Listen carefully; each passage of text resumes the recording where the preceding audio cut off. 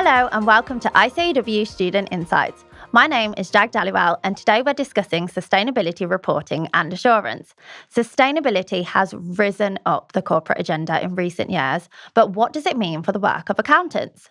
We're going to talk about how sustainability reporting and assurance are developing and the skills you need to get ahead of the curve. I'm joined today by two experts, Kate Beeston, Technical Manager in Corporate Reporting, and Alex Russell, Head of Audit and Assurance Strategy. Thank you for coming in today. Thank you very much. Great to be here. Thank you for having us. Accounting and financial information has been around for many years, but how new is the non-financial information, so in particular sustainability and climate? So non-financial information, it has been around 20, 30 years or so, but it is a growing area. So the annual reports are definitely saying the front halves are getting bigger and bigger, and the focus now is much more on sustainability reporting. So yeah, you can see there's lots more requirements coming in, and we're going to see a lot more of that in the future. Yeah, and companies have been getting to grips with especially climate change, transition plans for a few years now. But the challenge really is, as you said, financial reporting has been around for a long time. Companies have mature systems for capturing the information reporting. Non-financial information is a completely different kettle of fish. Processes are very immature. There's a whole lot of information you can capture, some of that around greenhouse gases, wider climate disclosures. Takes a while to capture, takes a while for companies to get to grips with, let alone internal controls. So that's all very new to the profession. So today we're going to focus on sustainability in particular. So for those who are new to the subject, what is the landscape like for sustainability in terms of reporting and assurance? So in terms of reporting, if we're looking at the UK, there are some requirements already in force for UK companies, particularly to do with the environment and climate-related reporting. So, of course, you've got your strategic report requirements, where some companies do already have to report about environmental matters. We also already have streamlined energy and carbon reporting. So, companies in scope have to report on their emissions. And then more recently, we've seen the focus really on climate-related disclosures. So in the UK, and a couple of years ago, we saw the introduction of the UK climate-related financial disclosure regulations. And they require in-scope companies to report quite detailed disclosures around sort of risks and opportunities relating to climate. And these regulations are very much based on the sort of TCFD disclosures. And there's sort of four, big areas that they have to report on. It's sort of governance, it's strategy, it's risk management, and it's metrics and targets. And another area to mention is there's listing rules as well. So it's quite a complicated landscape at the moment, but listing rule requirements, they enforce the disclosure of it's really comply or explain basis. So you have to comply or explain with the TCFD. So the landscape at the moment is a little bit fragmented, but it's really at the moment focused on climate disclosures. So it sounds like a very complicated landscape at the moment. Alex, do you have anything further to add to that? Yes, it is complicated. And as Kate said, we've really only scratched the surface of the E of ESG. And within that environment, largely climate reporting. But the S and G are following fast. So the S covers things like employee practices. So obviously, students, consumers will be really interested in the S. And, if you're buying clothes, for example, what are the practices down the value chain? But in terms of the assurance environment in the UK especially, it's a bit behind the reporting environment. So there's no mandatory assurance in the UK yet. We're waiting to see what the government will decide in that respect. That's not to say the companies aren't getting assurance on their sustainability metrics, sustainability information, sustainability reports. But it's very sporadic at the moment. Most of the FTSE 100 are getting some form of voluntary assurance. So that's the 100 largest companies in the UK, essentially. And that's growing. But there's no regulatory environment to sort of create a framework for that at the moment. And if we do then get slightly more technical, what are the requirements of IFRS S1 and S2? Yeah, so IFRS S1 and S2. So these are the ISSB standards, the International Sustainability Standards Board. So they are the sister board, really, of the IASB. They come under the IFRS Foundation. And they have recently published their first two sustainability standards. So we've got S1, which is focused on the general requirements, and we've got S2, which is focused on climate-related disclosures. And actually, S2 is very much based on the TCFD framework. So it's familiar to a lot of people, not exactly the same, but it follows those four pillars that I mentioned with the governance and the strategy, risk management and metrics and targets. So they're really, the ISSB's aim is to really create a global baseline. So the idea being that we have these standards, they increase comparability and quality, and it means then that investors can actually use that information to make decisions. So they are really it's a very important milestone, really, the publishing of those two standards. And it's interesting to see what's happening at the moment around the world, because, of course, the ISSB, they can't mandate these standards in different countries. That is up to individual jurisdictions. So at the moment, it's about 30 jurisdictions which have either endorsed them or are taking steps to endorse those standards. Does that have a name in terms of the global element? Yeah, I mean, I guess the ISSB is one of the big players in terms of a reporting standards board. And I would say that there's another big player, which is the EU, ultimately. So the EU have introduced a new directive called the CSRD. And under that, they are requiring companies within their scope to report on a whole host of sustainability matters.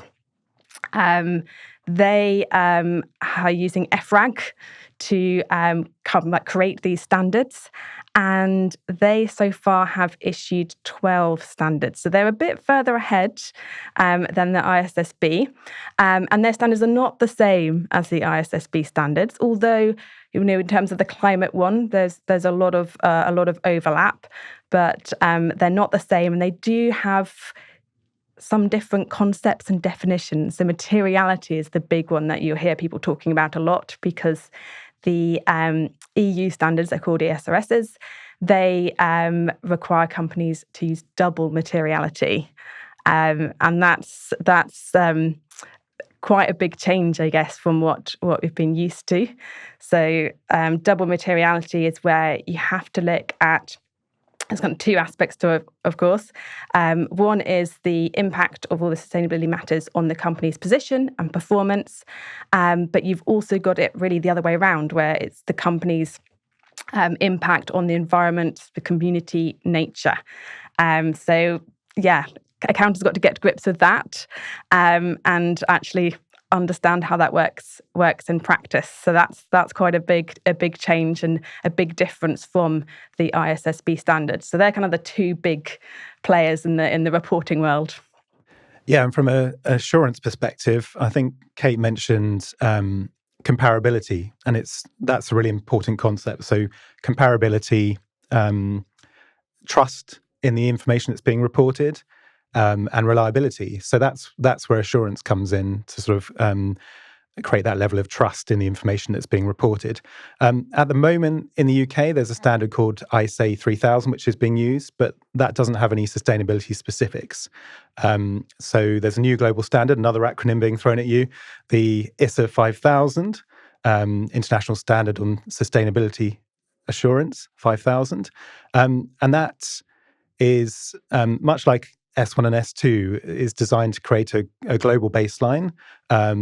The body in the States that's issued it, the global body, the IAASB, is trying to get that implemented in as many countries as possible. And the early signs are really good that it's being implemented around the world. We're still waiting on the UK position, but I think we're moving in the right direction to implement that.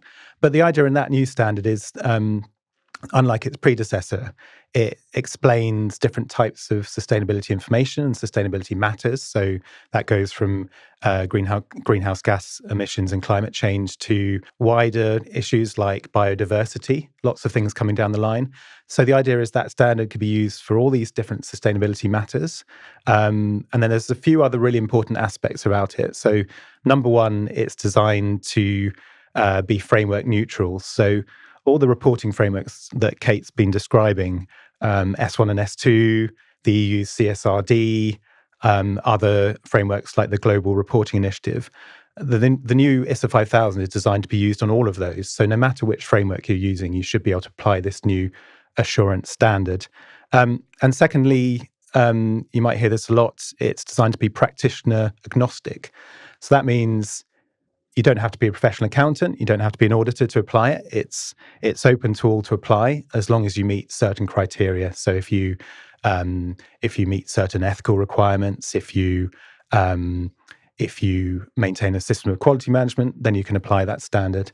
But it's designed to create a global baseline. So that's key to promoting consistency and comparability. So it's really important. So you both showcased a lot of great technical knowledge there.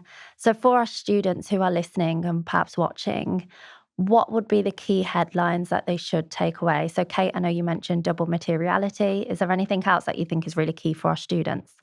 I think it's just really useful to just keep an eye on these developments and understand the key differences between them.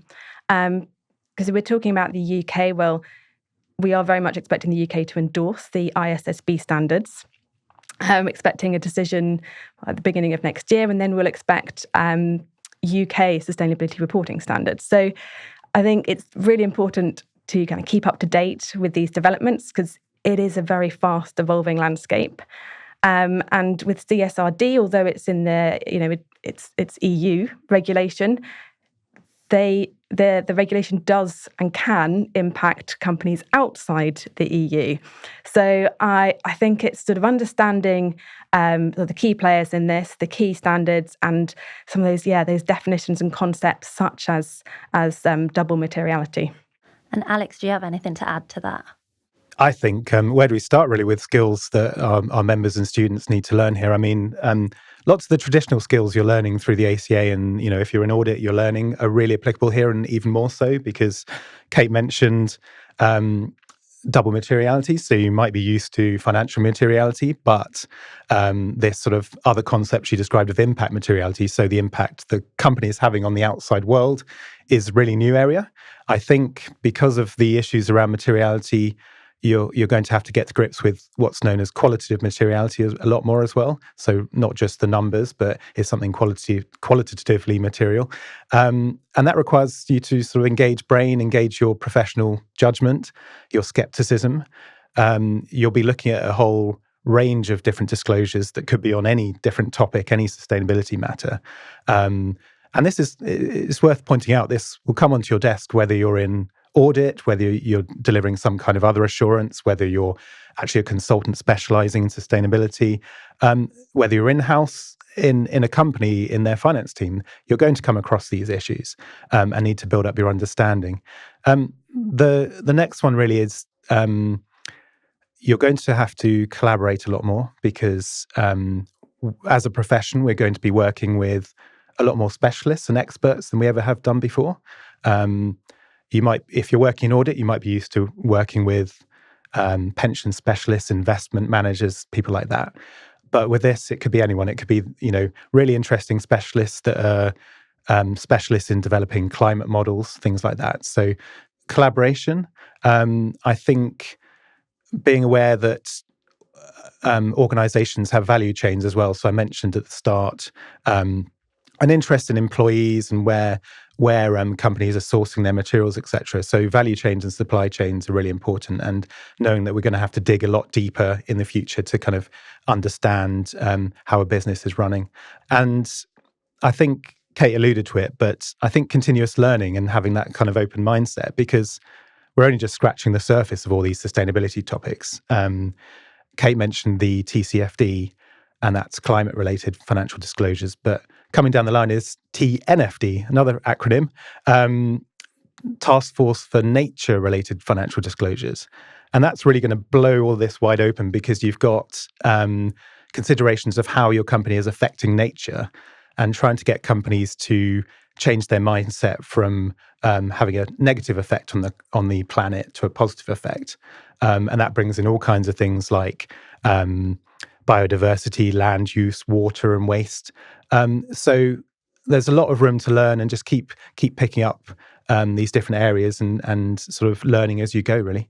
Yeah, there's so much to unpack from what you've just said there. So as an auditor, I can definitely agree it has come across my desk, ESG specialists, and then also just from the work that you do in the back half and having to tie that through to the front half.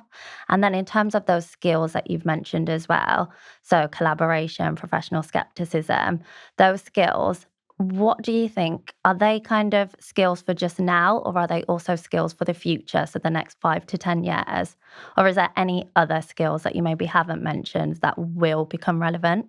Well, professional judgment, including skepticism, is one of the most important skills that we have as professional accountants. The Financial Reporting Council's been, very on top of this, issuing lots of guidance on it. ICAEW has done a lot in this space. And I think that's a key skill to hone in, especially as I said before, we're going to be working with lots of different experts and specialists. We're going to be working with information that we're not very familiar with. So we need that judgment and skepticism to know, both to consider materiality, but also, just spot things that don't look right. And that also ties into how we can help prevent greenwashing and other types of washing that you might come across. I think just to come in on that in terms of skills, I think with sustainability reporting, accountants are in a really good place for this, because we're used to a set of reporting standards. We're used to interpreting them, understanding them. And that's exactly what we're going to have to do with sustainability. But of course, it's getting to grips with that subject matter. That's the new bit. But we are well practiced in actually understanding and interpreting standards.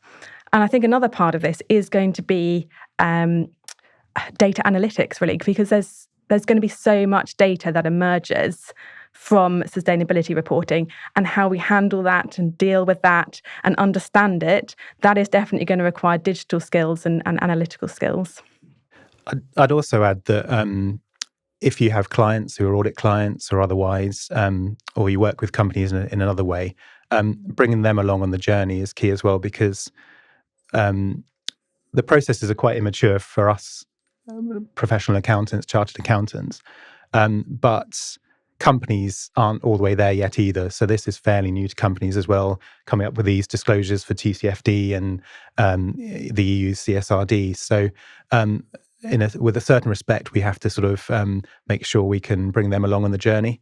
And that's obviously a core chartered accountant skill, really, is, how we can explain these, complex concepts to our sort of clients and members in an understandable way.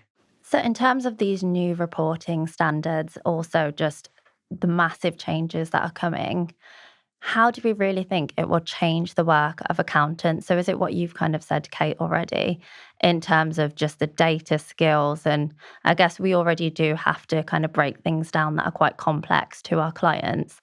Are there any other ways that it will really kind of change our work? Well, I think it's a huge learning curve that we're all going to have to go through, because as we've already mentioned, sustainability reporting is coming. It's definitely coming, and whether you end up specialising it or not, it is going to come across your desk.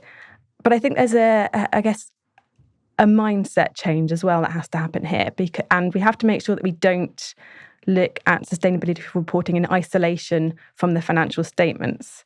So I think that's another area that we're going to have to sort of learn how to do and change our mindset on, because connectivity is really important here. And we should be able to see with reporting a holistic picture of the company and understand how these sustainability reporting data actually links to the financials. So there's a big learning curve, I would say.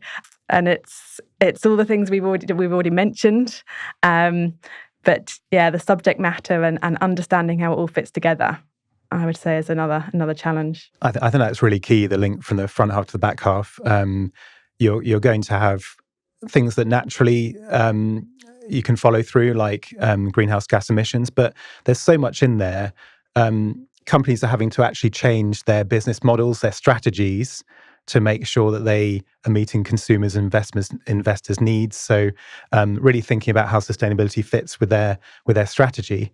And so from our members' point of view, really considering how a disclosure they've read or a metric they've seen, does that have an impact on the financial statements? Does something not tally with their business strategy or their going concern? Is there have we read something around emissions or severe weather could impact a company's supply chain? Have we sort of considered that? So it's a very holistic thought process, thinking about everything that's happening to the company, really, which is again quite new.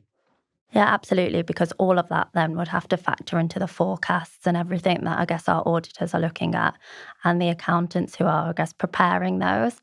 So in terms of accountants then, this element of the front half and the back half linkage, it may becomes at, I would say, perhaps a bit of a more senior level, but do you think it is really important for our junior accountants to really be looking at this from as soon as they can? I think so. It depends greatly whether you're doing a statutory audit or a specific assurance engagement, because they are two distinct things. In the audit, you're checking consistency with the front half to the back half, and you need to have that mindset I've just described. If you're delivering a sustainability assurance engagement, that could be on anything. It could be a handful of metrics. It could be a sustainability report. You might be honing in on certain metrics, looking at the qualitative materiality of them, deciding if they fit in together, and as I mentioned before, how the company captures that information in the first place. And Kate mentioned data, and there is so much data to get to grips with through analytics and other means. So it's very important. But I think yes, the sooner you can get to grips with it, the better. And even our first, second year trainees who are studying the ACA will come across these issues day to day for sure. Yeah, I completely agree with Alex. I think this is absolutely one for the junior accountants as well as the senior staff. And if you're in audit, and you're looking at your impairment and you're looking at forecasts, then yes, you've absolutely got to consider whether sustainability matters are impacting that and therefore impacting your financial results. So they go together. They can't be completely just looked at in isolation, which means we all have to get to grips with this, throughout the entire profession. There's really no getting away from it. So what can our students do? How can they learn more about this? Are there any resources, Kate? Yeah, well, at ICAEW, so I'm a staff member in the corporate reporting faculty, and students can sign up to this. It's completely free, and it provides you with, you've got access to a lot of resources. It really will help you keep up to date with what's going on in this sustainability reporting world. And if you sign up, then you get our bulletin straight to your inbox. And that will really help just, keeping an eye on what's going on, because things are changing at a fast pace. And we have lots of introductory guidance, which really just sort of sets the scene, particularly if you're, at the beginning of this and trying to get to grips with all the different reporting standards and who they apply to and the scoping. It's a complex area. And it's fast changing, as I said. So we do have lots of resources in the faculty. Yeah, well, ICAEW has got a sustainability certificate, which is well worth a look at. And I think there's some updates coming down the line early next year to that as well. In our audit and assurance faculty, we've got a sustainability assurance hub, so you can read about many of the issues I've talked about today. We've also got some specific climate assurance guidance for companies, which is really interesting as well. Membership of the Audit and Assurance faculty is free as of last year to our members and our students. So it's well worth joining if you're interested in and want to learn more about the topic. You'll get one newsletter a month. Otherwise, we won't bother you too much. But you can access all of those and listen to webinars on sustainability assurance and upskill yourself. So it's well worth a try. The first thing I'm doing after this podcast is checking out those faculties and communities. So before we finish up today, I just want to really thank you both for coming in and giving your expertise as well as your time. So Alex, Kate, thank you. Thank you very much for having us. No problem. Thank you for inviting us. Make sure you visit ICAEW Student Insights for ongoing support during your studies. On the Student Insights Hub, you'll find resources for completing the ACA qualification and the ICAEW CFAB, as well as inspiring stories of students and recently qualified members. That's all available at icaew.com/student insights. Finally, if you found this podcast useful, then make sure to subscribe so you never miss an episode. And let us know what you think by writing a review on your podcast app. Thanks for joining us today. Bye for now.